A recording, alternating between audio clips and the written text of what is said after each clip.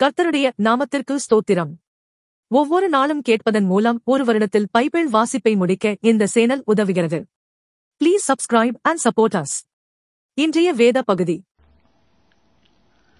2 ராஜாக்கள் அதிகாரம் 19. ராஜாவாகிய எசேக்கியா அதை கேட்டபோது தன் வஸ்திரங்களை கிழித்து இரட்டு உடுத்திக் கொண்டு கர்த்தருடைய ஆலயத்தில் பிரவேசித்து அரமனை விசாரிப்புக்காரனாகிய எலியாக்கீமையும் சம்பிரதை ஆகிய செப்னாவையும் ஆசாரியர்களின் மூப்பரையும் ஆமோத்தின் குமாரனாகிய ஏசாயா என்னும் தீர்க்க தரிசியினிடத்துக்கு இரட்டு உடுத்திக் கொண்டவர்களாக அனுப்பினான். இவர்கள் அவனை நோக்கி, இந்த நாள் நெருக்கமும் கண்டிதமும் தூஷணமும் அனுபவிக்கிற நாள். பிள்ளை பேறு நோக்கி இருக்கிறது, பெறவோ பலனில்லை. ஜீவனுள்ள தேவனை நிந்திக்கும்படி அசீரியா ராஜாவாகிய தன் ஆண்டவனால் அனுப்பப்பட்ட ரப்சாக்கே சொன்ன வார்த்தைகளை எல்லாம் உமது தேவனாகிய கர்த்தர் கேட்டிருக்கிறார். உமது தேவனாகிய கர்த்தர் கேட்டிருக்கிற வார்த்தைகளை நிமித்தம் தண்டனை செய்வார். ஆகையால் இன்னும் மீதியாய் இருக்கிறவர்களுக்காக விண்ணப்பம் செய்வீராக என்று எசேக்கியா சொல்லச் சொன்னார் என்றார்கள். இவ்விதமாய் எசேக்கியா ராஜாவின் ஊழியக்காரர் ஏசாயாவினிடத்தில் வந்து சொன்னார்கள். அப்பொழுது ஏசாயா அவர்களை நோக்கி, அசீரியா ராஜாவின் ஊழியக்காரர் என்னை தூஷித்ததும் நீர் கேட்டதுமான வார்த்தைகளினாலே பயப்படாதேயும். இதோ அவன் ஒரு செய்தியை கேட்டு தன் தேசத்துக்கு திரும்புவதற்கான ஆவியை நான் அவனுக்குள் அனுப்பி அவனை அவன் தேசத்திலே பட்டயத்தால் விலப்பண்ணுவேன் என்று கர்த்தர் உரைக்கிறார் என்பதை உங்கள் ஆண்டவனிடத்தில் சொல்லுங்கள் என்றான். அசீரியா ராஜா லாகீசை விட்டு புறப்பட்டான் என்று கேள்விப்பட்டு ரப்சாக்கே திரும்பி போய் அவன் லிப்னாவின் மேல் யுத்தம் பண்ணுகிறதை கண்டான். இதோ எத்தியோப்பியா ராஜாவாகிய தீராக்கா உம்மோடு யுத்தம் பண்ண புறப்பட்டான் என்று சொல்ல கேள்விப்பட்டான். அப்பொழுது அவன் திரும்ப எசேக்கியாவின் இடத்துக்கு ஸ்தானாபதிகளை அனுப்பி, நீங்கள் யூதாவின் ராஜாவாகிய எசேக்கியாவுக்கு சொல்ல வேண்டியது என்னவென்றால், எருசலேம் அசீரியா ராஜாவின் கையில் ஒப்புக் கொடுக்கப்படுவதில்லை என்று நீ நம்பியிருக்கிற உன் தேவன் உன்னை எத்த ஒட்டாதே. இதோ அசீரியா ராஜாக்கள் சகல தேசங்களையும் சங்கரித்த செய்தியை நீ கேட்டிருக்கிறாயே. நீ தப்புவாயோ? என் பிதாக்கள் அழித்துவிட்ட கோசானையும் ஆரானையும் ரேத்சேப்பையும் தெலாசாரிலிருந்த ஏதேனின் புத்திரரையும் அவர்களுடைய தேவர்கள் தப்புவித்ததுண்டோ?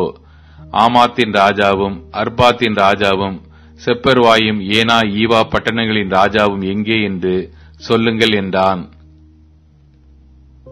எசேக்கியா ஸ்தானாதிபதிகளின் கையிலிருந்து நிருபத்தை வாங்கி வாசித்த பின்பு அவன் கர்த்தரின் ஆலயத்திற்கு போய் அதை கர்த்தருக்கு முன்பாக விரித்து கர்த்தரை நோக்கி, கேருபீன்கள் மத்தியில் வாசம் பண்ணுகிற இஸ்ரவேலின் தேவனாகிய கர்த்தாவே, நீர் ஒருவரே பூமியின் ராஜ்யங்களுக்கெல்லாம் தேவனானவர்.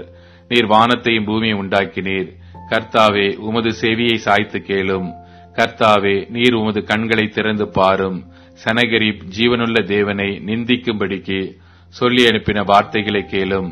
கர்த்தாவே, அசீரியா ராஜாக்கள் அந்த ஜாதிகளையும் அவர்கள் தேசத்தையும் நாசமாக்கி அவர்களுடைய தேவர்களை நெருப்பிலே போட்டுவிட்டது மெய்தான். அவைகள் தேவர்கள் அல்லவே, மனுஷர் கை வேலையான மரமும் கல்லும் தானே. ஆகையால் அவைகளை நீர்த்துளியாக்கினார்கள். இப்போதும் எங்கள் தேவனாகிய கர்த்தாவே, நீர் ஒருவரே தேவனாகிய கர்த்தர் என்று பூமியின் ராஜ்யங்கள் எல்லாம் அறியும்படிக்கு எங்களை அவன் கைக்கு நீங்களாக்கி ரட்சியும் என்று விண்ணப்பம் பண்ணினான். அப்பொழுது ஆமோத்சின் குமாரனாகிய ஏசாயா எசேக்கியாவுக்கு சொல்லி அனுப்பினது, இஸ்ரவேலின் தேவனாகிய கர்த்தர் உரைக்கிறது என்னவென்றால், அசீரியா ராஜாவாகிய சனேகரிப்பின் நிமித்தம் நீ என்னை நோக்கி பண்ணின விண்ணப்பத்தை கேட்டேன். அவனை குறித்து கர்த்தர் சொல்லுகிற வசனமாவது, சீயோன் குமாரத்தியாகிய கன்னியாஸ்திரி உன்னை இகழ்ந்து உன்னை பரிகாசம் பண்ணுகிறாள். எருசலேம் குமாரத்தி உன் பின்னாலே தலையை துலுக்குகிறாள். யாரை நிந்தித்து தூஷித்தாய்? யாருக்கு விரோதமாய் உன் சத்தத்தை உயர்த்தினாய்? நீ இஸ்ரவேலின் பரிசுத்தருக்கு விரோதமாய் அல்லவோ உன் கண்களை மேட்டிமையாக ஏறெடுத்தாய். உன் ஸ்தானாபதிகளை கொண்டு நீ ஆண்டவரை நிந்தித்து, என் ரதங்களின் திரளினாலே நான் மலைகளின் கொடுமுடிகளுக்கும் லீபனோனின் சிகரங்களுக்கும் வந்து ஏறினேன்.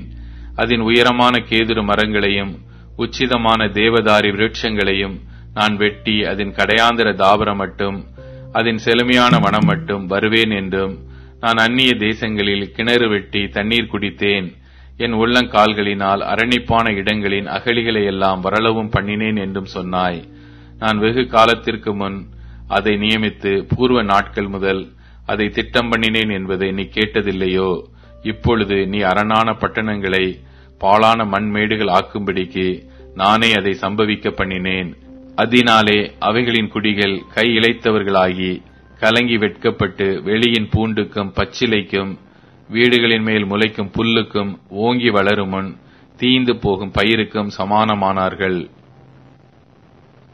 உன் இருப்பையும் உன் போக்கையும் உன் வரவையும் நீ எனக்கு விரோதமாய் கொந்தளிக்கிறதையும் அறிவேன். நீ எனக்கு விரோதமாய் கொந்தளித்து வீரியம் பேசினது என் செவிகளில் ஏறினபடியினால் நான் என் துரட்டை உன் மூக்கிலும் என் கடிவாளத்தை உன் வாயிலும் போட்டு நீ வந்த வழியே உன்னை திருப்பிக் கொண்டு போவேன் என்று அவனை குறித்து சொல்லுகிறார். உனக்கு அடையாளமாய் இருப்பது என்னவென்றால், இந்த வருஷத்திலே தப்பி பயிராகிறதையும் 2ஆம் வருஷத்திலே தானாய் விளைகிறதையும் சாப்பிடுவீர்கள். 3ஆம் வருஷத்திலோ விதைத்து அறுத்து திராட்சை தோட்டங்களை நாட்டி அவைகளின் கனிகளை புசிப்பீர்கள். யூதா வம்சத்தாரில் தப்பி மீந்திருக்கிறவர்கள் மறுபடியும் கீழே வேர் பற்றி மேலே கனி கொடுப்பார்கள். மீதியாய் இருக்கிறவர்கள் எருசலேமிலும் தப்பினவர்கள் சீயோன் மலையிலும் இருந்து புறப்படுவார்கள். சேனைகளுடைய கர்த்தரின் வைராக்கியம் இதை செய்யும். ஆகையால் கர்த்தர் அசீரியா ராஜாவை குறித்து, அவன் இந்த நகரத்திற்குள் பிரவேசிப்பதில்லை, இதன் மேல் அம்பு எய்வதும் இல்லை, இதற்கு முன் கேடகத்தோടെ வருவதும் இல்லை, இதற்கு எதிராக கொத்தளம் போடுவதும் இல்லை. அவன் இந்த நகரத்திற்குள் பிரவேசியாமல் தான் வந்த வழியே திரும்பி போவான்.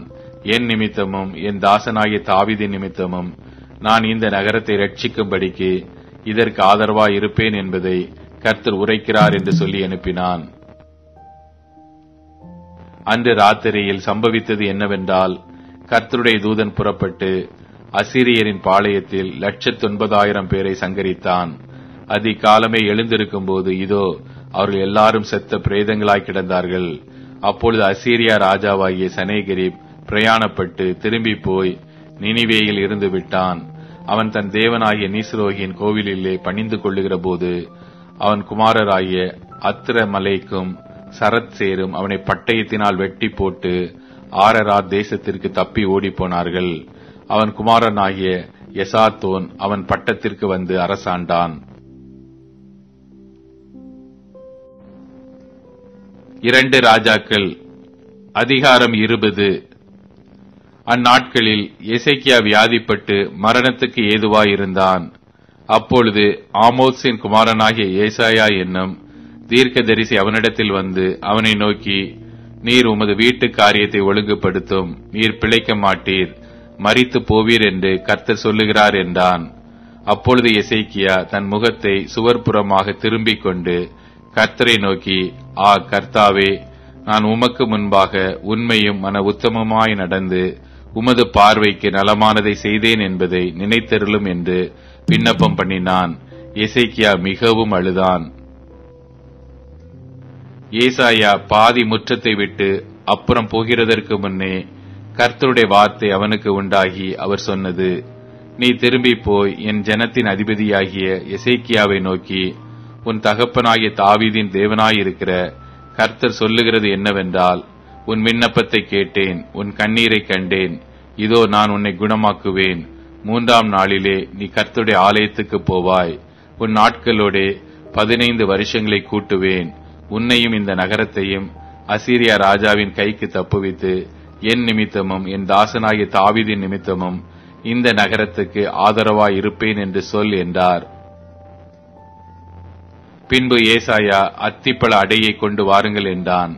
அதை அவர்கள் கொண்டு வந்து பிளவையின் மேல் பற்று போட்டபோது அவன் பிழைத்தான். எசேக்கியா ஏசாவை நோக்கி, கர்த்தர் என்னை குணமாக்குவதற்கும் 3ஆம் நாளிலே நான் கர்த்தருடைய ஆலயத்திற்கு போவதற்கும் அடையாளம் என்ன என்றான். அதற்கு ஏசாயா, கர்த்தர் தாம் சொன்ன வார்த்தையின்படியே செய்வார் என்பதற்கு கர்த்தரால் உனக்கு உண்டாகும் அடையாளமாக சாயையை 10 பாகை முன்னிட்டு போக வேண்டுமோ, 10 பாகை பின்னிட்டு திரும்ப வேண்டுமோ என்று கேட்டான். அதற்கு எசேக்கியா, சாயை 10 பாகை முன்னிட்டு போகிறது லேசான காரியம், அப்படி வேண்டாம், சாயை 10 பாகை பின்னிட்டு திரும்ப வேண்டும் என்றான். அப்பொழுது ஏசாயா தீர்க்கதரிசி கர்த்தரை நோக்கி கூப்பிடுகையில் அவர் ஆகாசுடைய சூரிய கடியாரத்தில் பாகைக்கு பாகை முன் போன சாயையை 10 பாகை பின்னிட்டு திரும்பும்படி செய்தார். அக்காலத்திலே பலாதானின் குமாரனாகிய பெரோதாக் பலாதான் என்னும் பாபிலோனின் ராஜா எசேக்கியா வியாதிப்பட்டிருக்கிறதை கேட்டு அவனிடத்திற்கு நிருபங்களையும் வெகுமானத்தையும் அனுப்பினான். எசேக்கியா அவர்களை அங்கீகரித்து பின்பு அவர்களுக்கு தன் பொக்கிஷ சாலை அனைத்தையும் வெள்ளியையும் பொன்னையும் கந்த வர்க்கங்களையும் நல்ல பரிமள தைலத்தையும் தன் ஆயுத சாலை அனைத்தையும் தன் பொக்கிஷ சாலைகளில் உள்ள எல்லாவற்றையும் காண்பித்தான். தன் அரமனையிலும் தன் ராஜ்யத்தில் எங்கும் எசேக்கியா அவர்களுக்கு காண்பியாத பொருள் ஒன்றுமில்லை. அப்பொழுது ஏசாயா தீர்க்கதரிசி எசேக்கியா ராஜாவினிடத்தில் வந்து, அந்த மனுஷர் என்ன சொன்னார்கள்? எங்கே இருந்து உம்மிடத்தில் வந்தார்கள் என்று கேட்டான். அதற்கு எசேக்கியா, பாபிலோன் என்னும் தூர தேசத்திலிருந்து வந்தார்கள் என்றான். அப்பொழுது அவன், உம்முடைய வீட்டில் என்னத்தை பார்த்தார்கள் என்று கேட்டான். அதற்கு எசேக்கியா, என் வீட்டில் உள்ள எல்லாவற்றையும் பார்த்தார்கள். என் பொக்கிஷங்களில் நான் அவர்களுக்கு காண்பியாத பொருள் ஒன்றும் இல்லை என்றான். அப்பொழுது ஏசாயா எசேக்கியாவை நோக்கி, கர்த்தருடைய வார்த்தையை கேளும். இதோ நாட்கள் வரும், அப்பொழுது உமது வீட்டில் உள்ளதிலும் உமது பிதாக்கள் இந்நாள் வரைக்கும் சேர்த்ததிலும் ஒன்று மீதியாக வைக்கப்படாமல் எல்லாம் பாபிலோனுக்கு கொண்டு போகப்படும். நீர் பெறப்போகிற உமது சந்தானமாகிய உமது குமாரர்களிலும் சிலர் பாபிலோன் ராஜாவின் அரமனையிலே அரமனை வேலைக்காரராய் இருப்பார்கள் என்று கர்த்தர் சொல்லுகிறார் என்றான். அப்பொழுது எசேக்கியா ஏசாயாவை நோக்கி, நீர் சொன்ன கர்த்தருடைய வார்த்தை நல்லதுதான் என்று சொல்லி, என் நாட்களிலாவது சமாதானமும் உண்மையும் இருக்குமே என்றான். எசேக்கியாவின் மற்ற வர்த்தமானங்களும் அவனுடைய எல்லா வல்லமையும், அவன் ஒரு குளத்தையும் சாலகத்தையும் உண்டாக்கினதினாலே தண்ணீரை நகரத்திற்குள்ளே வரப்பண்ணினதும் யூதாவுடைய ராஜாக்களின் நாளாகம புஸ்தகத்தில் அல்லவோ எழுதியிருக்கிறது. எசேக்கியா தன் பிதாக்களுடைய நித்திரை அடைந்த பின் அவன் குமாரனாய மனாசே அவன் ஸ்தானத்தில் ராஜாவானான். மார்க்கு அதிகாரம் 11. அவர்கள் எருசலேமுக்கு சமீபமாய் சேர்ந்து ஒலிவ மலைக்கு அருகான பெத்பகே பெத்தானியா என்னும் ஊர்களுக்கு வந்தபோது அவர் தம்முடைய சீஷர்களில் 2 பேரை நோக்கி, உங்களுக்கு எதிரே இருக்கிற கிராமத்துக்கு போங்கள். அதில் பிரவேசித்தவுடனே மனுஷர் ஒருவரும் ஒரு காலம் ஏறியிராத ஒரு கழுதை குட்டி கட்டி இருக்க காண்பீர்கள். அதை அவிழ்த்து கொண்டு வாருங்கள். ஏன் இப்படி செய்கிறீர்கள் என்று ஒருவன் உங்களிடத்தில் கேட்டால், இது ஆண்டவருக்கு வேண்டுமென்று சொல்லுங்கள். உடனே அதை இவ்விடத்திற்கு அனுப்பிவிடுவான் என்று சொல்லி அவர்களை அனுப்பினார். அவர்கள் போய் வெளியே இருவழி சந்தியில் ஒரு வாசல் அருகே கட்டியிருந்த அந்த குட்டியை கண்டு அதை அவிழ்த்தார்கள். அப்பொழுது அங்கே நின்றவர்களில் சிலர், நீங்கள் குட்டியை அவிழ்க்கிறது என்னவென்றார்கள். இயேசு கற்பித்தபடியே அவர்களுக்கு உத்தரவு சொன்னார்கள். அப்பொழுது அவர்களை போக விட்டார்கள். அவர்கள் அந்த குட்டியை இயேசுவினிடத்தில் கொண்டு வந்து அதன் மேல் தங்கள் வஸ்திரங்களை போட்டார்கள். அவர் அதன் மேல் ஏறி போனார். அநேகர் தங்கள் வஸ்திரங்களை வழியிலே விரித்தார்கள். வேறு சிலர் மரக்கிளைகளை தரித்து வழியிலே பரப்பினார்கள். முன் நடப்பாரும் பின் நடப்பாரும், ஓசன்னா, கர்த்தரின் நாமத்தினாலே வருகிறவர் ஸ்தோத்திரிக்கப்பட்டவர், கர்த்தரின் நாமத்தினாலே வருகிற நம்முடைய பிதாவாகிய தாவீதின் ராஜ்யம் ஆசீர்வதிக்கப்படுவதாக, உன்னதத்திலே ஓசன்னா என்று சொல்லி ஆர்ப்பரித்தார்கள். அப்பொழுது இயேசு எருசலேமுக்கு வந்து தேவ ஆலயத்தில் பிரவேசித்து எல்லாவற்றையும் சுற்றி பார்த்து சாயங்காலமானபோது பன்னிருவரோடும் கூட பெத்தானியாவுக்கு போனார். மறுநாளிலே அவர்கள் பெத்தானியாவிலிருந்து புறப்பட்டு வருகையில் அவருக்கு பசி உண்டாயிற்று. அப்பொழுது இலைகளுள்ள ஒரு அத்தி மரத்தை தூரத்திலே கண்டு அதில் ஏதாகிலும் அகப்படுமா என்று பார்க்க வந்தார். அத்தி பல காலமாயிராதபடியால் அவர் அதனிடத்தில் வந்தபோது இலைகளை அல்லாமல் வேறொன்றையும் காணவில்லை. அப்பொழுது இயேசு அதை பார்த்து, இது முதல் ஒரு காலம் ஒருவனும் உன்னிடத்தில் கனியை புசியாதிருக்க கடவன் என்றார். அதை அவருடைய சீஷர்கள் கேட்டார்கள். அவர்கள் எருசலேமுக்கு வந்தார்கள். இயேசு தேவ ஆலயத்தில் பிரவேசித்து ஆலயத்தில் விற்கிறவர்களையும் கொள்ளுகிறவர்களையும் துரத்திவிட்டு காசுக்காரருடைய பலகைகளையும் புறா விற்கிறவர்களுடைய ஆசனங்களையும் கவிழ்த்து, ஒருவனும் தேவ ஆலயத்தின் வழியாக யாதொரு பண்டத்தையும் கொண்டு போக விடாமல், என்னுடைய வீடு எல்லா ஜனங்களுக்கும் ஜெப வீடு எனப்படும் என்று எழுதியிருக்கவில்லையா? நீங்களோ அதை கல்லர் குகையாக்கினீர்கள் என்று அவர்களுக்குச் சொல்லி உபதேசித்தார்.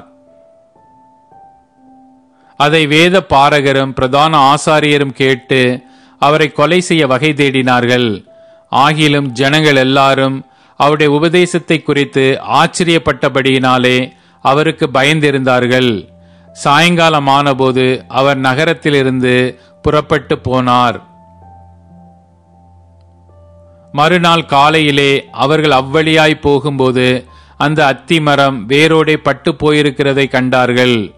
பேதுரு நினைவு கூர்ந்து அவரை நோக்கி, ரபி, இதோ நீர் சபித்த அத்திமரம் பட்டு போயிற்று என்றான். இயேசு அவர்களை நோக்கி, தேவனிடத்தில் விசுவாசம் உள்ளவர்களாயிருங்கள்.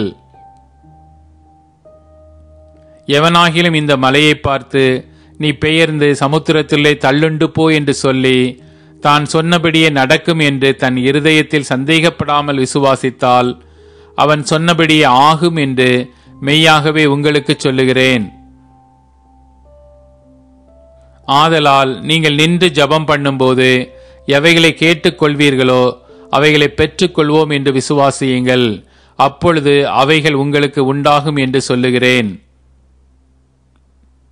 நீங்கள் ஜெபம் பண்ணும்போது ஒருவன் பேரில் உங்களுக்கு யாதொரு குறை உண்டாயிருக்குமானால் பரலோகத்தில் இருக்கிற உங்கள் பிதா உங்கள் தப்பிதங்களை உங்களுக்கு மன்னிக்கும்படி அந்த குறையை அவனுக்கு மன்னியுங்கள்.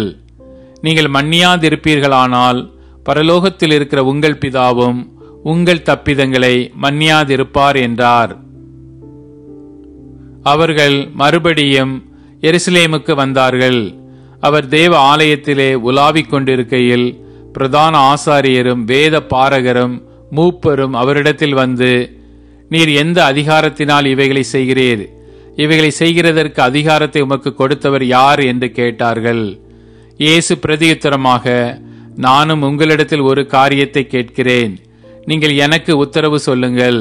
அப்பொழுது நானும் இன்ன அதிகாரத்தினாலே இவைகளை செய்கிறேன் என்று உங்களுக்கு சொல்லுவேன். யோவான் கொடுத்த ஸ்நானம் தேவனால் உண்டாயிற்றோ மனுஷரால் உண்டாயிற்றோ? எனக்கு உத்தரவு சொல்லுங்கள் என்றார்.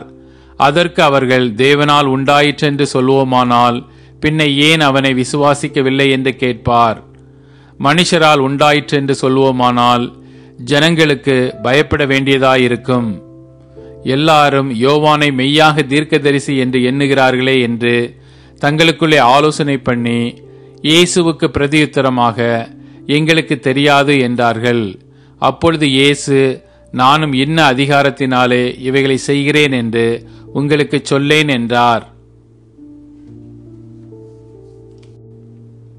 மார்க்கு அதிகாரம் 12. பின்பு அவர் ஊமைகளாய் அவர்களுக்கு சொல்லத் தொடங்கினதாவது, ஒரு மனுஷன் ஒரு திராட்சத் தோட்டத்தை உண்டாக்கி அதை சுற்றிலும் வேலியடைத்து ரசத் தொட்டியை உண்டு பண்ணி கோபுரத்தையும் கட்டி தோட்டக்காரருக்கு அதை குத்தகையாக விட்டு புற தேசத்துக்கு போயிருந்தான். தோட்டக்காரரிடத்தில் திராட்சத் தோட்டத்து கனிகளில் தன் பாகத்தை வாங்கிக் கொண்டு வரும்படி பருவ காலத்திலே அவர்களிடத்தில் ஒரு ஊழியக்காரனை அனுப்பினான். அவர்கள் அவனை பிடித்து அடித்து வெறுமையாய் அனுப்பிவிட்டார்கள். பின்பு வேறொரு ஊழியக்காரனை அவர்களிடத்தில் அனுப்பினான். அவர்கள் அவன் மேல் கல்லெறிந்து தலையிலே காயப்படுத்தி அவமானப்படுத்தி அனுப்பிவிட்டார்கள். மறுபடியும் வேறொருவனை அனுப்பினான். அவனை அவர்கள் கொலை செய்தார்கள். வேறு அநேகரையும் அனுப்பினான். அவர்களில் சிலரை அடித்து சிலரை கொன்று போட்டார்கள். அவனுக்கு பிரியமான ஒரே குமாரன் இருந்தான். என் குமாரனுக்கு அஞ்சுவார்கள் என்று சொல்லி அவனையும் கடைசியிலே அவர்களிடத்தில் அனுப்பினான். தோட்டக்காரரோ, இவன் சுதந்திரவாளி, இவனை கொலை செய்வோம் வாருங்கள், அப்பொழுது சுதந்திரம் நம்முடையதாகும் என்று ஒருவரோடொருவர் சொல்லிக்கொண்டு அவனை பிடித்து கொலை செய்து திராட்சத் தோட்டத்துக்கு புறம்பே போட்டுவிட்டார்கள். அப்படி இருக்க திராட்சத் தோட்டத்துக்கு எஜமான் என்ன செய்வான்? அவன் வந்து அந்த தோட்டக்காரரை சங்கரித்து திராட்சத் தோட்டத்தை மற்றவர்களுக்கு ஒப்பு கொடுப்பான் அல்லவா?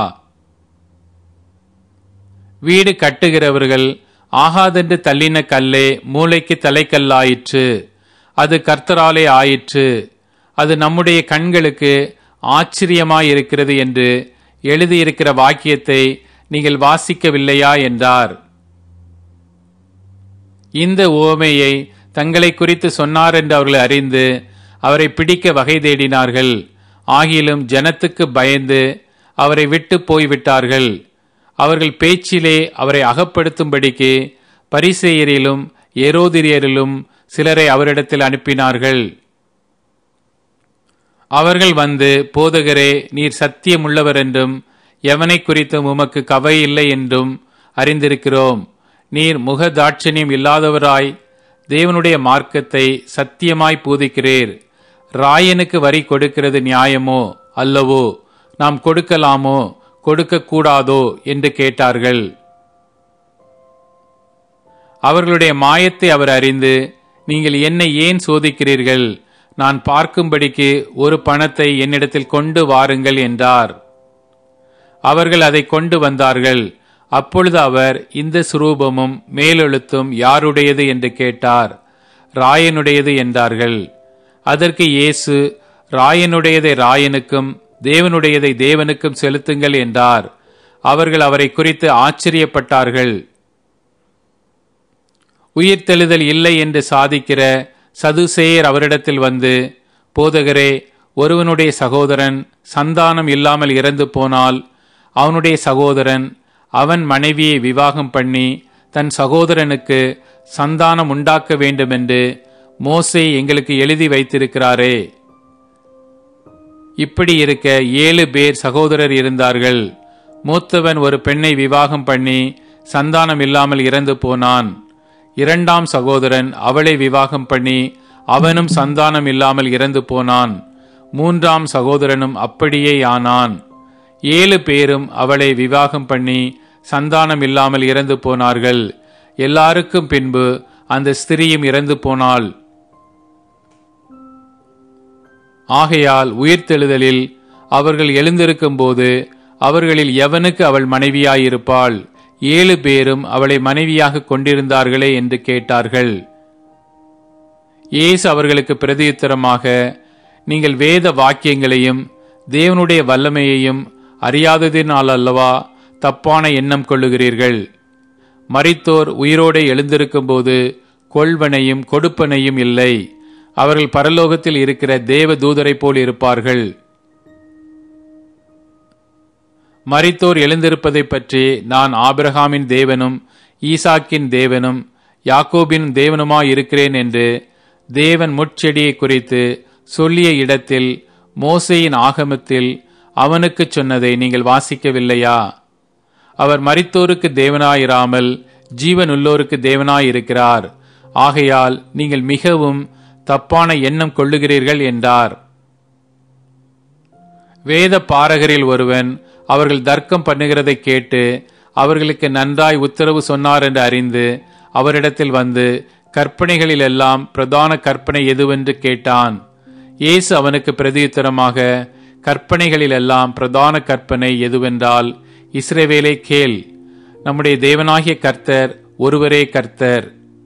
உன் தேவனாகிய கர்த்தரிடத்தில் உன் முழு இருதயத்தோடும் உன் முழு ஆத்மாவோடும் உன் முழு மனதோடும் உன் முழு பலத்தோடும் அன்பு கூறுவாயாக என்பதே பிரதான கற்பனை. இதற்கு ஒப்பாயிருக்கிற 2ஆம் கற்பனை என்னவென்றால், உன்னிடத்தில் நீ அன்பு கூறுவது போல் பிறனிடத்திலும் அன்பு கூறுவாயாக என்பதே. இவைகளிலும் பெரிய கற்பனை வேறொன்றும் இல்லை என்றார். அதற்கு வேத பாரகன், சரிதான் போதகரே, நீர் சொன்னது சத்தியம். ஒரே தேவன் உண்டு, அவரை தவிர வேறொரு தேவன் இல்லை.